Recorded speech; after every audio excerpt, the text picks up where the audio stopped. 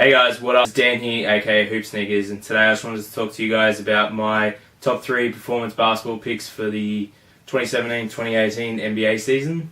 So shoes that came out sort of late last year and into this year, 2018.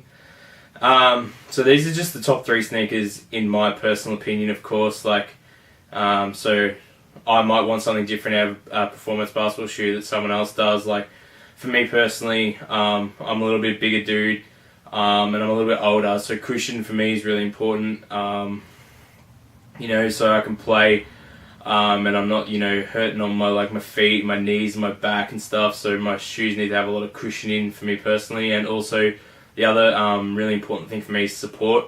I play a bigger position, so I'm generally kind of inside in the key, trying to get rebounds. I don't want to step on dudes' feet and roll my ankles, so support for me has always been really important. So support and cushion, 2 things you're going to be seeing a lot from the shoes in this list. So now I think we'll just get right into it. So I think I'm going to start the list off with my number 3 pick, which is the Jordan Brand Westbrook Why Not 0.1s, which I got just right over here. So these bad boys right here. They retail here in Australia for $190 Australian, which is a really great price. Really good way for Westbrook to start off his signature line with Jordan Brand. And just getting into the shoe, sort of kind of give you a quick performance overview. We'll start right off with the traction. So what you've got here is like a multi-directional sort of traction pattern made up of like little nubs, little nodules. It's a translucent rubber on this pair, but I found that it performs really, really well. Like all sorts of different court conditions, like dust is present, like a relatively clean court. I found these to grip and bite the court really, really well. So that's the traction for you. We'll move on to support, which in my opinion, these are probably the most supportive basketball shoe I've ever worn in my entire life. You're getting support from so many different places in this shoe. Obviously starting off with this really wide, flat 4-foot base here, which moves on then into the sort of exaggerated foam midsole, which kind of acts as your lateral outrigger.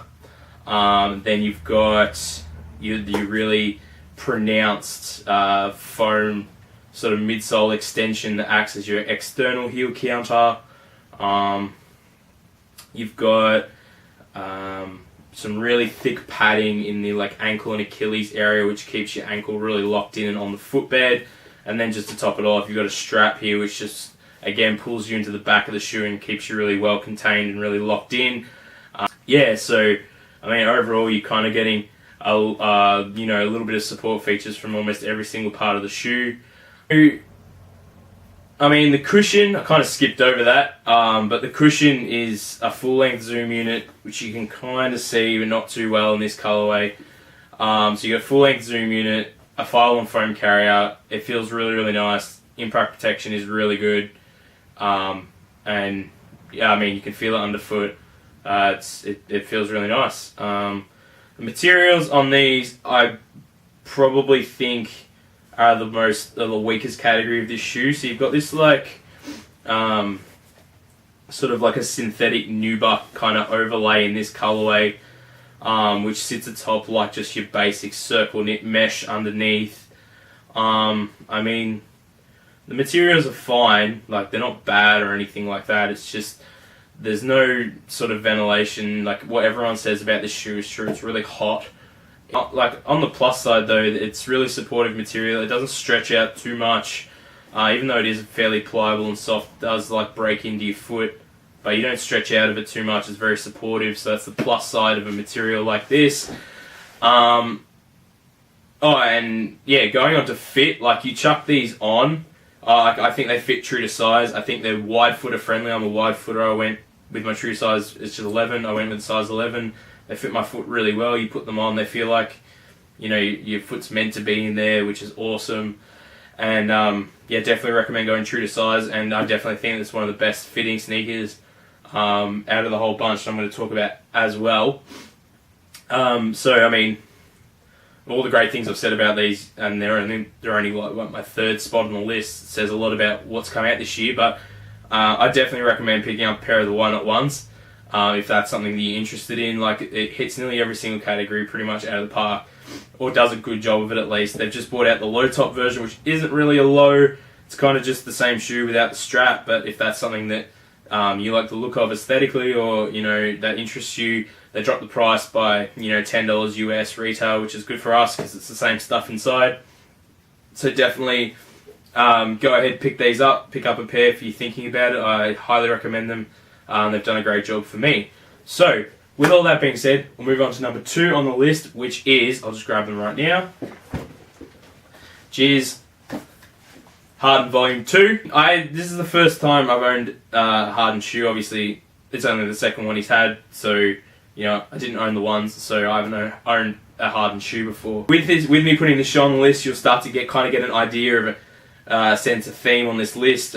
Shoes that obviously kind of a little bit bulky, but very supportive, you know, and they offer lots of cushion for the price. Speaking of which, these are priced at an Australian retail of $220, which is $30 more than the ones, but having said that, you know, you still get a lot for your money. Let's start off, you know, with the traction, bottom of the shoe, so let's go right onto that. So, this is a weird traction pattern. It is kind of like a web, it's sort of data-driven, kind of like foot-mapped to kind of James Harden's footsteps type pattern, but you've got some, obviously you've got some like wider sections here, sort of, and like in the middle of the forefoot, and then on like the ball of the foot it tightens up, and it's really, really tight and small sort of grooves. The traction's okay for the most part, like on a good floor, but on a bad floor, it's I don't enjoy the traction at all. Like on a bad, dirty, dusty floor, because dust gets trapped in these in the really small grooves, and it's like even with wiping, it's really hard to get the dust off. So you kind of start to notice that it's not gripping and biting the floor as well as it would like after a fresh wipe or on a clean court. So that's a little bit disappointing for this shoe in particular. Obviously, I didn't own the ones, but you know, a lot of the reviewers and the owners of that shoe said the traction was really, really good on that translucent or solid rubber outsole. So, I mean, I think that's a little bit of a step back for the 2. But obviously, I can't say from personal experience because I didn't own the 1. That's just my thoughts on the traction. I mean, you know, whether it's the actual traction pattern, whether it's the compound used on this, you know, particular model, or whether it's a solid versus a translucent, I'm not too sure. I've only got this one colorway, the step back colorway. So, let's just jump right along. Let's just move right along from the traction. We'll go to the cushion, which is, you know, probably the best category for the Harden Volume 2. I mean, you've got Boost. We all know Boost is life. You've got a full-length Boost. It is completely uncaged on the medial side. It's allowed to work. It's allowed to compress. And then it's caged on the lateral forefoot. You've just got a sort of a translucent rubber caging there, just to add some containment of the cushion, especially in that sort of rollover area, kind of where you would have sort of an outrigger. It kind of does act as a little bit of a lateral outrigger there. You know, Boost is fantastic. You can definitely feel it. You know, it offers a lot of impact protection, but you also get responsiveness out of it. It's foam based, so it's not going to pop on you or anything like that. It's long lasting. It is a little bit heavy, I guess, for some people, but I'll take it every single day. Boost is fantastic. So let's just jump right on to support, which these guys, again, like the Why Nots, like the shoes that I like to wear, they do a really good job of this. So like once again, you got a fairly flat forefoot base, not as wide as the Why Nots, but still okay. Then like I said, you've got that translucent rubber caging on the Boost, which is kind of your lateral outrigger. Again, another really well padded the ankle and Achilles area. You have an internal TPU heel counter, external exaggerated, like where the rubber outsole comes up, it acts as kind of your external heel counter. There's also a TPU stable frame within the Boost to add more stability to that cushion. And that's pretty much it. You know, the lacing system does a great job of bringing you into the back of the shoe, keeping your ankle and your heel contained in the back, which kind of keeps you on the footbed. It's kind of, you know, the job of the laces a little bit, and of course the upper. Moving on to the upper, then talking about the materials a little bit. They're not premium materials, but they're okay. So you've got a kind of engineered mesh up front. It's not prime knit, but it's nice. It's soft, it's pliable, and then you've got what they call forged fiber, which is just this cross stitching across the mesh, which adds further durability and lateral containment. So in lieu of using a fuse overlay, they've stitched it, so you know, protects against drags if you're going to be playing in these outside. In the back portion of the shoe, you have the synthetic overlay with the cage for the lacing system, and then you've got your sort of neoprene booty with the mesh tongue underneath that. I mean, like, for what it is, it's nice. It does the job. Like I said, they're not, you know, it's not prime knit. They're not like premium leathers or suedes or anything on this shoe, but fine, it does the job. And I mean, they feel really good on foot. So I mean, I can't complain too much about it. The fit, in my opinion, is they're a little bit narrow for me as a wide footer. I did go true to size. I was going to try an 11.5. They didn't have an 11.5, so I just went with 11. They are a little bit snug. They're a little bit tight in the kind of mid-foot to forefoot area, especially with this where this elastic strap is. Having said that, you know, they're very supportive and they contain your foot really well, and you know, the materials do kind of stretch out and break in upon wear. So I mean, if you want to go true to size, if you like a really, really snug fit, if you want to have a little bit of room and you're a wide footer, go up half a size.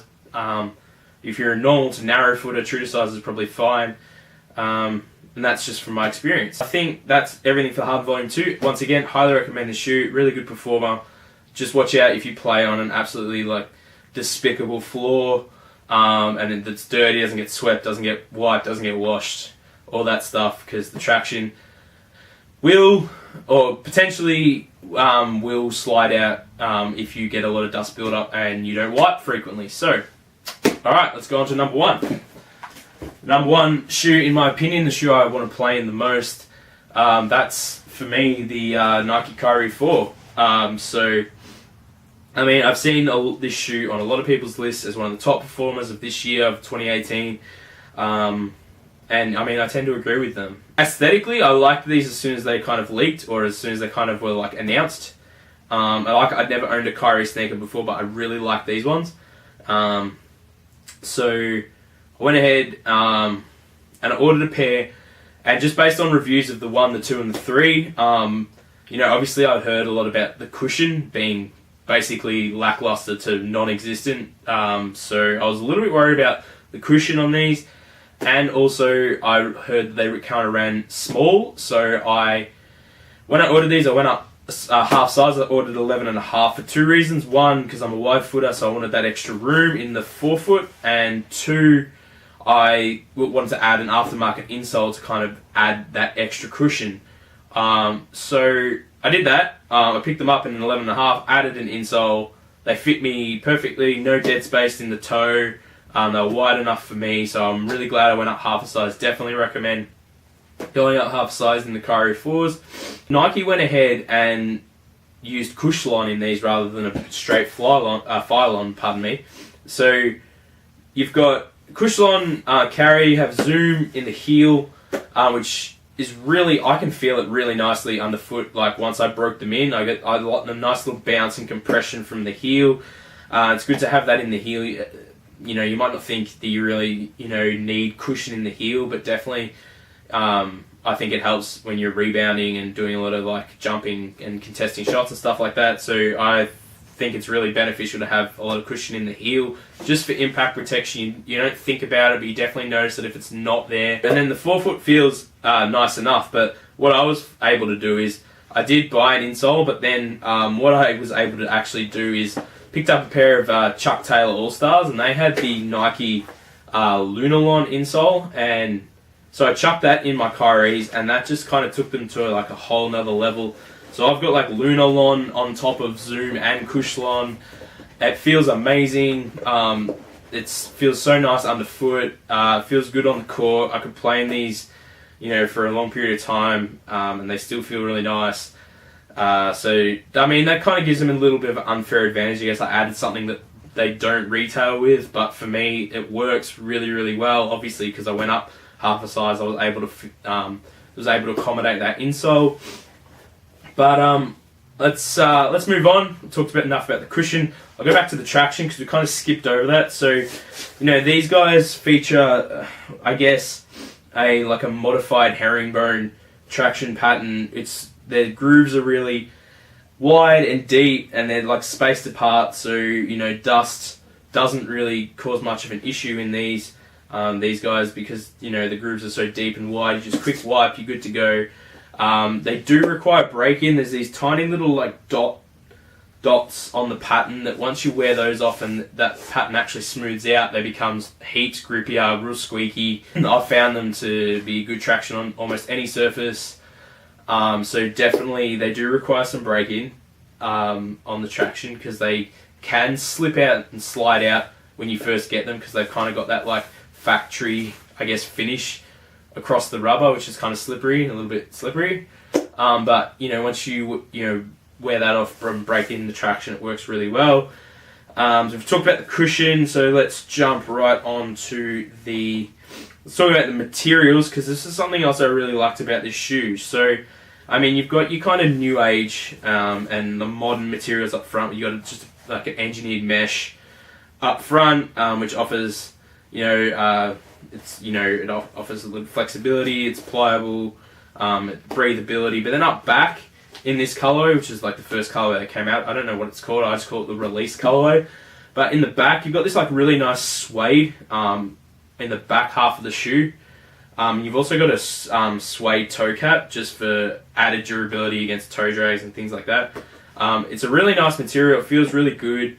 Feels premium, which is awesome because you're only paying like $120 US or for this shoe. I bought them online, so I'm not quite sure what the Australian retail price is.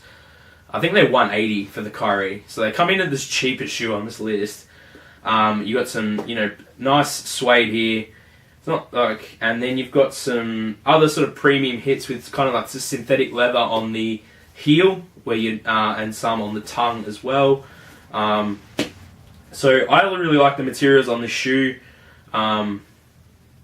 It's just a mixture of new and old, and it's really nice. The support on these guys comes this is probably the least flat 4-foot base out of all the shoes, but you do have these exaggerated rubber outsoles that come up onto the midsole, which add some lateral containment there. Then the rest of the shoes just kind of use standard support features. You've got flywire lace loops for the first two, which again add some further lateral containment upon cuts or movements, crossovers, that sort of thing. You got internal TPU heel counter. There is a small torsional shank plate in the midfoot. Decently padded area at the back here, and then of course you've got that sort of more premium, more heavy duty material in the back half of the shoe. Personally, these have probably the most basic, most common support features out of all the shoes, but I just think that everything kind of works well together, and I haven't experienced any sort of issues with support or containment in the Kyrie 4s for me personally. So fit, they fit, I guess, a little bit narrow, so definitely wide footers once again, kind of like the Hardens, go up half a size. That's what I did. I added in an insole to kind of take away the dead space, on in the toe box. The materials, they stretch and wrap around your foot on break-in, and the shoe fits really, really nicely. Every time I put these on, I feel like, why don't I just wear these all the time? They're just a really nice shoe to wear, really nice shoe to play in. For the price that you're paying and what you're getting for that price, I think definitely that's what makes these the top performer. I know obviously price isn't a factor for everybody, and of course not everybody's going to like these aesthetically, but I mean, just for the total package that they are, I think that it's definitely worthwhile trying to pair out the Kyrie 4s because I think they perform the best at their price point, or they're the best performer regardless of price. So yeah, thanks guys for checking me out, talking about my top performance picks for basketball for, like, I guess, you know, the last NBA season, you know, 2017/2018. For me personally, like, obviously, as you've seen, I like the Why Nots and the Hardens, so I don't mind a slightly heavier sneaker, a slightly more bulky sneaker, so just so long as that sneaker is offering me an adequate cushion and really good support. So yeah, like I said at the beginning of the video, different people like different things out of their shoes. You know, if you're somebody that likes a really lightweight sneaker with a lot of responsiveness and court feel, then maybe, you know, something from Under Armour and from Stephen Curry is the way to go for you. But for me personally, that's not the shoe that's going to suit me. Like I said, thanks for checking me out. Thanks for giving me a watch, and you know, I'll catch you all guys next time. Cheers. Thanks.